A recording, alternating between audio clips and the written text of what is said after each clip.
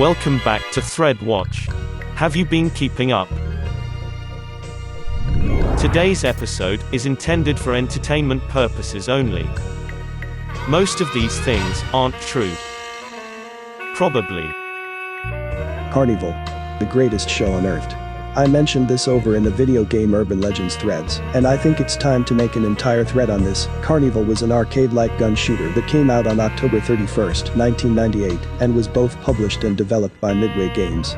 It was a bestseller and even outsold Mortal Kombat 4 that year, yet despite its popularity it never had a sequel, nor has it been released on a home console or PC. The game is noted for its extreme graphic violence and surrealist dark comedy. But there's a much darker secret, and I've been trying to figure it out. If you're expecting some low-effort creepypasta, then look elsewhere. This is real and I know what I'm talking about. CarnEvil was a game developed mainly by a right-wing Celtic pagan folk cult, and was meant to be part of a series and a complex set of rituals for Samhain, the Celtic New Year, that has been commonly misidentified with Halloween by clueless redneck Protestants. The game itself was the concept of Jackie Hager, a Midway employee at the time who had no real connections to the cult and wanted to just make a spooky Halloween horror game.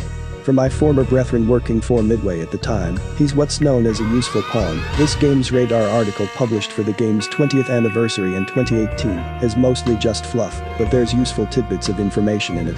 Namely, it confirms the existence of the lost console port and its bizarre development that he was largely kept out of, and that Midway's higher-ups were giving them some trouble. The real mystery is the tunnel, a level that was cut completely, and the only thing remaining in the game's code is the song for the area of the game that was found by emulators looking into the code for cut content. The music sounds like the smooth jazz elevator music you'd hear on late-night Cinemax back in the day.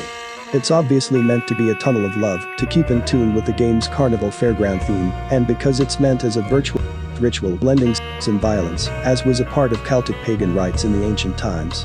Midway's higher-ups made sure the tunnel was cut because it was too offensive, and they did not want arcade owners to ban the game. If you played CarnEvil, then you would know the Tunnel of Love would be really Susaned up to be too offensive for the most twisted arcade game ever made. There's a bunch of other weird Susan in the game's code, including placeholder images of Sailor Jupiter, and a shopped image of Jeffrey Dahmer, holding the severed head of the Midway executive that gave the devs issues, meant as a joke. The devs who were part of the cult also were weebs, the old school 90s weebs who were known as otaku, and liked violent edgy Susan and Guro hentai. Well, the game's credits even mention Princess Serenity in the credits under special thanks, and this cult I was in did have members in multiple states and even a small group in Ontario. The leader in the Canadian branch was a stereotypical otaku who was obsessed with Sailor Mercury and was on a Dateline report, but a lot of his more overt neat otaku behavior was meant as an act to fool people into thinking he was an incompetent basement dweller, instead of the Canadian equivalent of Lord Samarisal video linked here. The segment with Greg the Otaku Future Druid begins at 10:57. He was not the leader at the time the interview took place in the 90s though, and I'm not sure if he had any connections to CarnEvil, or more specifically the Lost Console version that was an entirely different kind of game, instead of a mere arcade port. The tunnel itself was alleged to have contained shocking footage and coded messages that the cultists would get, but would be meaningless to anyone else. Some of the footage and imagery included an array of images related to Celtic paganism and Guro anime work, as well as clips from the following titles, with the following directors and release dates: The Wicker Man, Robin Hardy, 1973, Born to Raise Hell, Roger Earl, 1975, Cannibal Holocaust, Ruggero Deodato, 1980, Legend of Lion Flare, Yorihisa Uchida, 1986, Yuritsukadoji, Legend of the Overfiend, Hideki Takayama, 1989. Other footage I was informed of were the bugged wire tape in a GIF format and some taped rituals possibly involving nudity and animal or human sacrifice. The tunnel and the console port were both going to have various clips from these assorted sources, but were cut for being illegal and difficult. Bugged wire's death is legally available and not under copyright, so all that's left is either the taped ritual being illegal or, more likely, the movie and anime footage being a case of copyright infringement and being unlicensed. More proof of the cut images that did survive into the game, like the Sailor Jupiter placeholder pic, which is entirely different from the other placeholders, and the Shoot Dahmer image. Joe Pilato was offered to do voice work for the console version, but was disgusted at the script and refused. He played Rhodes in Day of the Dead, and did some anime and cartoon voice work in the 90s, most notably Digimon. Pic-related creepy Susan, man.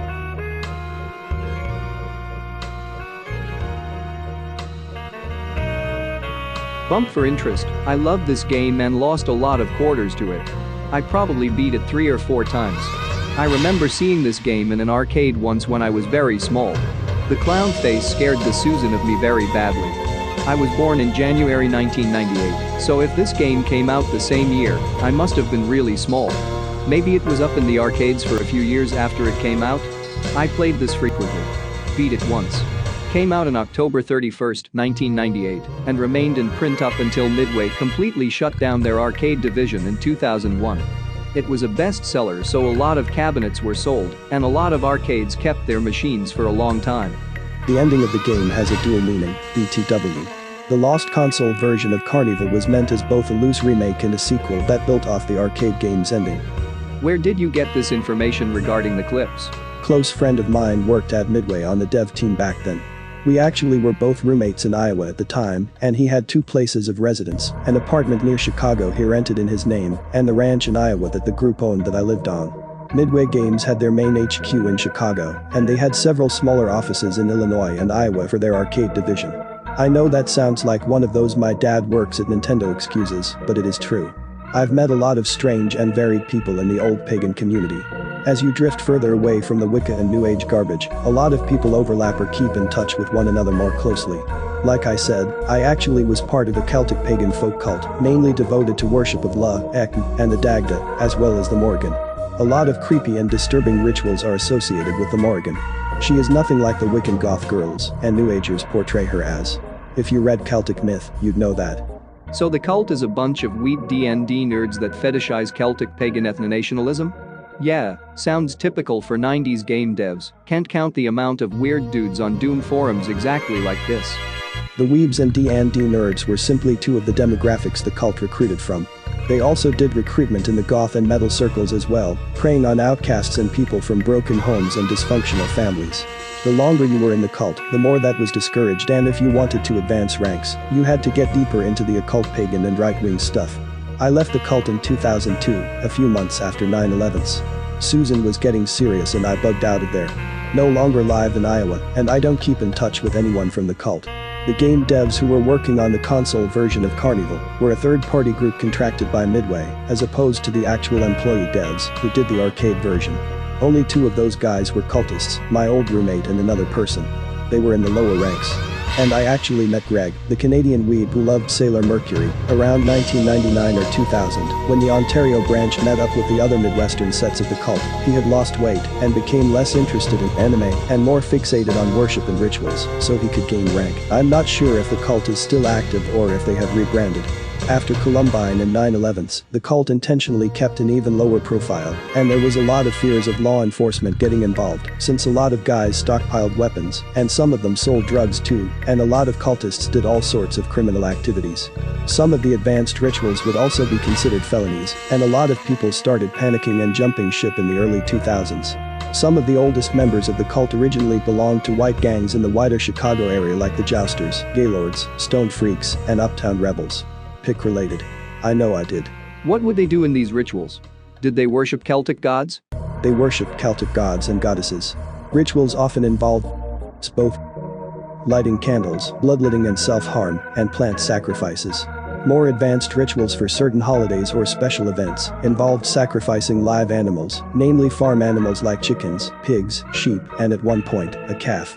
There were rumors that some of the other sets in Michigan and Kentucky who went and did human sacrifices of kidnapped people, such as potential informants or rival gang cult members, but I honestly doubt those claims.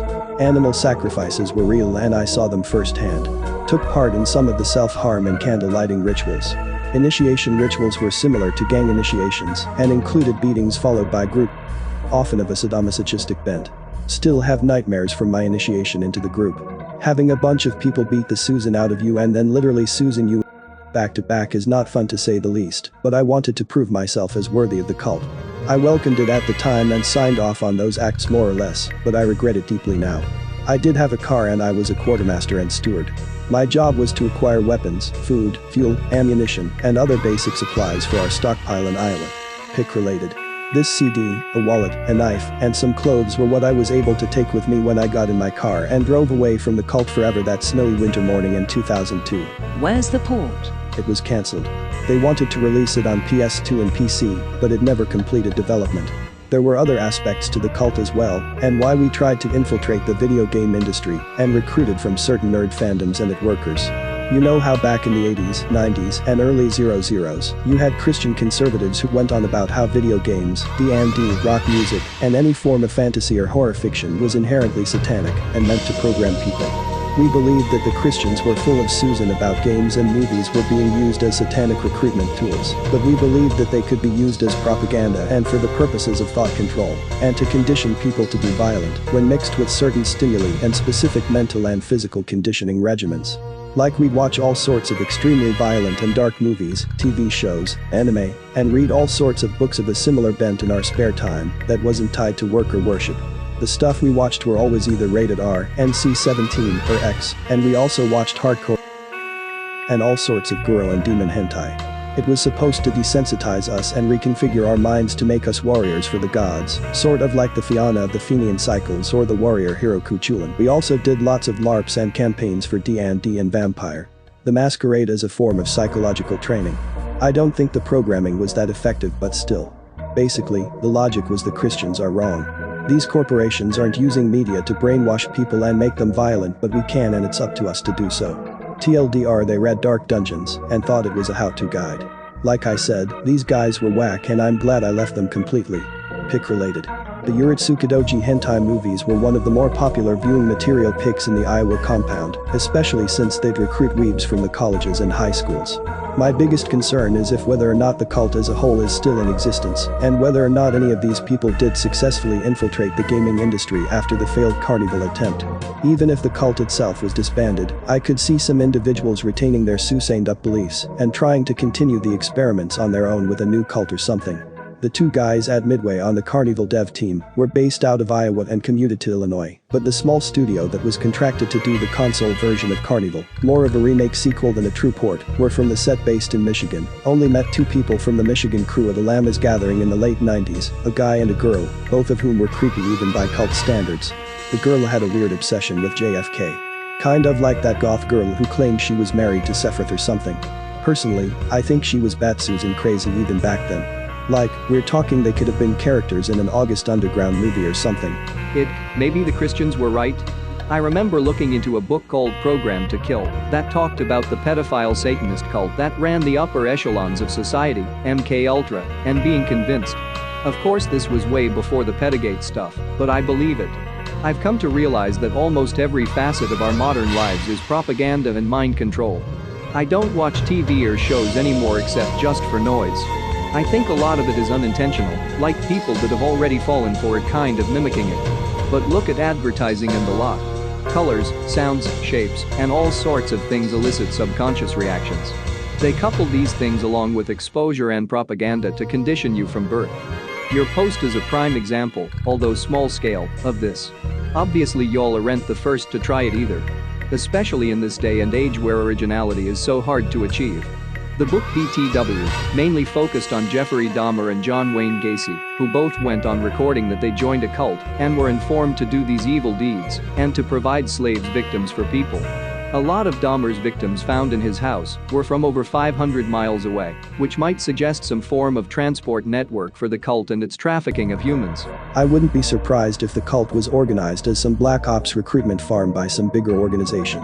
Not sure if they were being used by Deep State or some other larger cult unrelated to any of it, but I always thought it was unusual for such a fringe cult to have so many sets in multiple states and even one in Canada, but they were all small in number. The Iowa set I was in ran at about 20 or so deep at most. The Kentucky set was about 10 or 12 people at its peak, and there were groups in Pennsylvania, West Virginia, and Virginia whose sets were in the single digits. The biggest group was the mother chapter in the Chicago area at around 50 people or so, and the Michigan guys were anywhere from 15 to 25 people. Maybe some of the more promising cultists were led into a bigger organization or something. We watched a lot of zombie movies and used the zombie apocalypse as code for training for SHTF scenario. This was in the 90s and very early 2000s, before The Walking Dead or even 28 Days Later. When zombies went full mainstream fad, all of a sudden the CDC and FEMA were using zombie apocalypse imagery to raise awareness for the emergency preparedness and disaster prep. Could have been a test run for predictive programming. Or maybe it was just coincidence. I don't know. If the cult owns music, TV, and news, it probably owns video games. Especially when you consider they are mostly murder simulators. Also, how poorly they treat their employees is a telltale sign. True, but this cult didn't own any of those things per se. They did try to infiltrate these studios and companies, though I didn't work for Midway, but my roommate did, and he didn't really say too much about being treated poorly. He mainly complained about his meager paycheck, which may have been small on its own, but was definitely being siphoned off by the cult. Certain cultists had to pay dues every so often, and the higher up in rank you were, the more often you had to pay. The money would be put into a communal box and was often used for mundane expenses and procuring more supplies for our stockpiles, and sometimes we'd all get small cash bonuses on certain specific days like Samhain and Beltane. He was one rank above me back in 1998. I had to pay once every 3 months, he paid once a month. By the time I left the cult in 2002, I was paying once every 2 weeks, and he had been transferred to the set over in Illinois for some secret ritual that they gave for high-ranked members who were allowed leadership roles or could be given the right to start their own set. He got promoted around 2000, shortly after the Y2K New Year's celebrations. Never saw him again after he left Iowa. That being said, if the cult I was in was trying to infiltrate the industry, maybe they were being used as proxies for a bigger cult or organization with more real pull. Yeah, it was dumb of me to let that happen when I look back on it. Being an alcoholic and depressed teenager from a messed up family in the 90s can't Susan with your brain like that and leave you open to dumb and awful things. Cults prey on the weak, the depressed, the confused, and the stupid. What is the connection to George A. Romero's movies? You have at least 2 screenshots from his films posted here. He was talking about how they would watch zombie movies as a Sue's hit the fan prepper tutorial. So how exactly does Greg fit into this? This game was released in '98, and in 2000 video he was still a weeb. Did he become a huge cult leader so rapidly that he was involved in the attempted console port? Nah, Greg was part of the Canadian branch of the cult. The CarnEvil port was handled by a set in Michigan. He was rising through the ranks, and last I heard, he was being primed to become a leader of the Ontario chapter. Greg fits into this mainly as proof of the cult's existence, and the fact that they recruited from the outcasts of society, and more or less did things they could to transform them. Oh boy. Can't wait for a YouTuber to make a video and steal everything you just typed out, OP.